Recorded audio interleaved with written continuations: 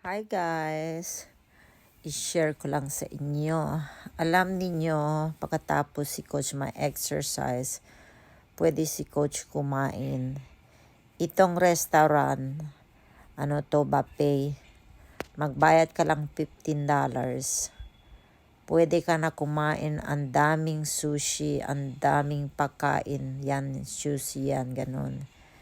Ah, mga may clams, lahat, mga dessert, marami talagang pagkain, $15 lang. Yan, meron pa. Ang dami akong kumain dahil $15 lang. Kahit 20 plate ka babalik, pwede kumain, $15 lang. Pero kumain ko to maybe once kasi malayo to sa bahay ko, 1 hour. So kasi pumunta ako sa doctor sa gynecology. Pumunta na ako dito kasi noon dito ako malapit nakatira. Pupunta ako dito maybe once every 2 weeks or once a month. Cheat day ko, yan.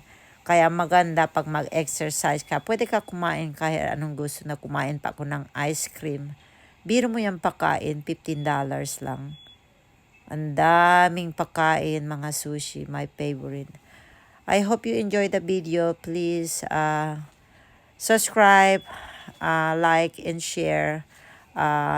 Coach always blessing you. I love you guys. I hope you enjoy this food. Thank you.